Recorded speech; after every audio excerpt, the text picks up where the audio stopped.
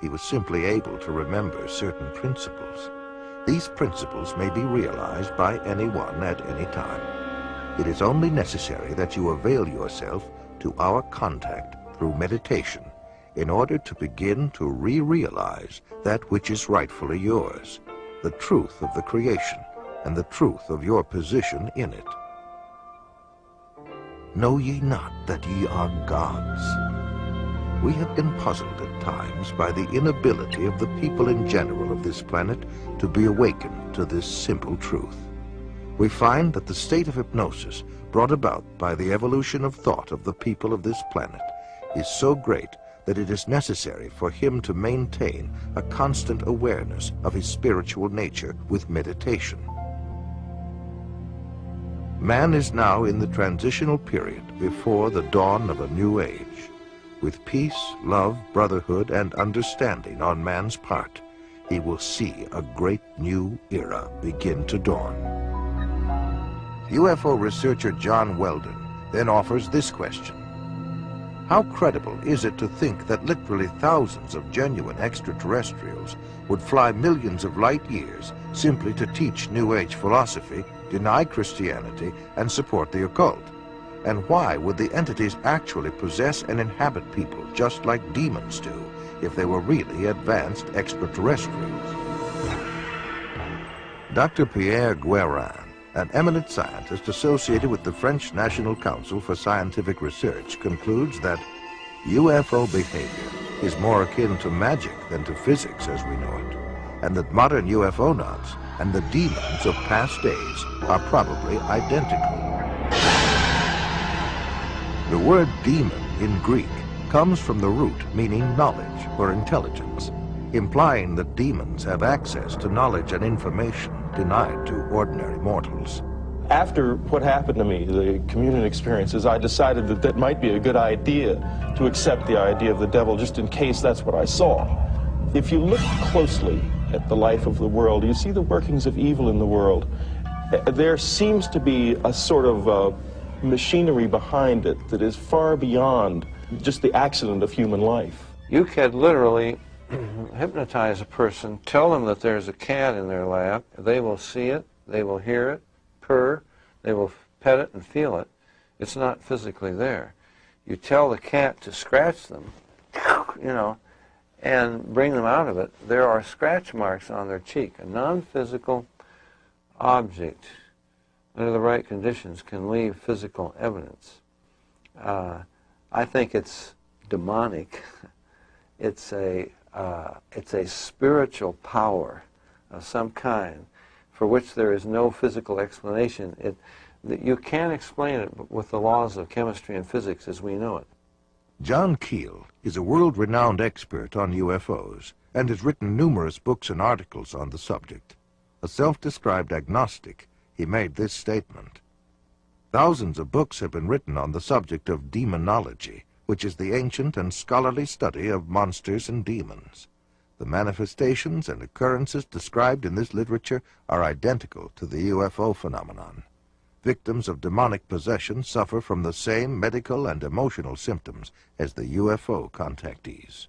I would say I was assaulted by something from the unknown rather than possessed by it.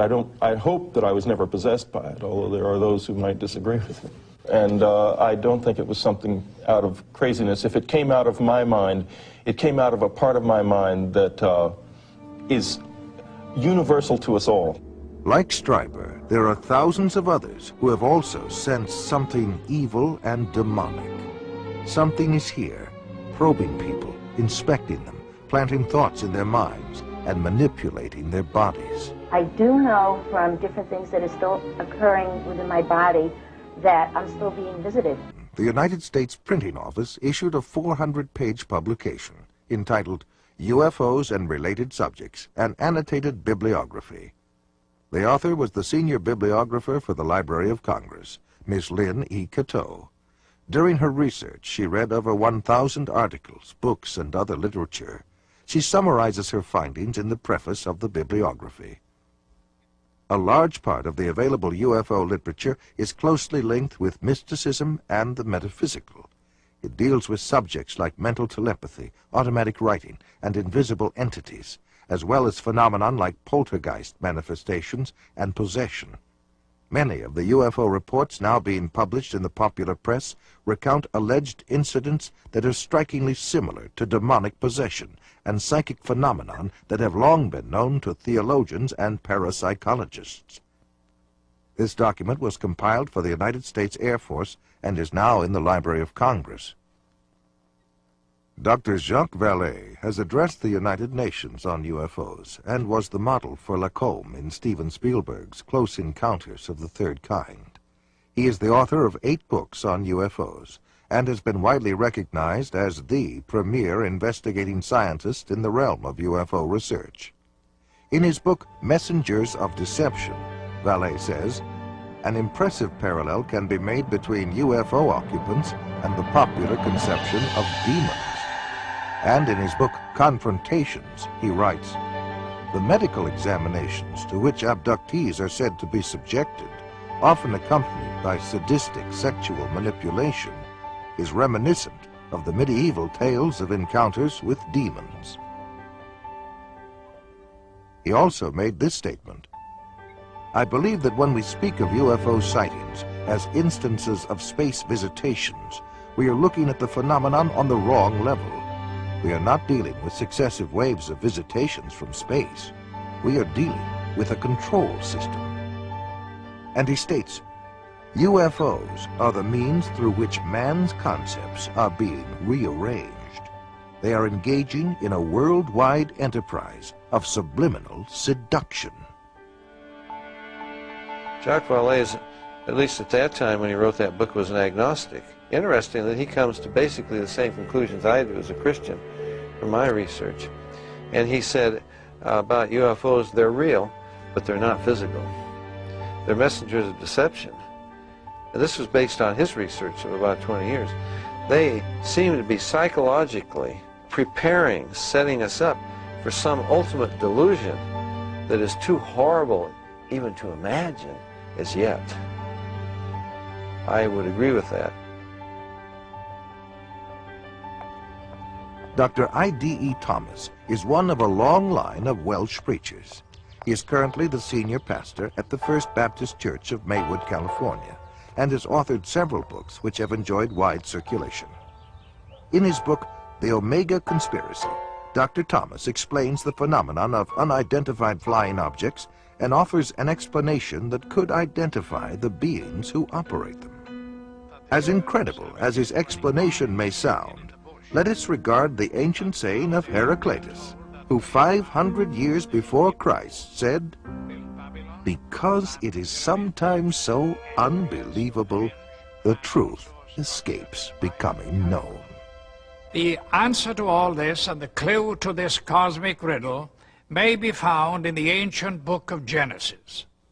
And back there in chapter 6, we are told of a very amazing and bizarre event. The sons of God saw the daughters of men and saw that they were beautiful, and they lusted after them. And then we read they married them and sired children from them. For the past 1,500 years, most scholars, including evangelical scholars, have interpreted the sons of God as the good sons of Seth, and the daughters of men as the wicked daughters of Cain. They've adopted that interpretation because the other one is so bizarre and outlandish. The ancient interpretation, and in my opinion the correct one, is that the sons of God were demonic beings or fallen angels, and that they came down to earth, they lusted after the daughters of men, they married them, and produced this amazing progeny, this hybrid progeny of the Nephilim. And the very word Nephilim does not mean giants. It comes from the root Naphal, fallen ones. The early Christian fathers in the first 4 centuries, men like Irenaeus, Tertullian, Ambrose, for 400 years they knew no other interpretation except that the sons of God were angelic beings. Josephus, the cosmopolitan Jewish historian, says the same thing. We read in the book of Job that when God laid the foundation of the earth, the sons of God shouted for joy. Obviously, the sons of God could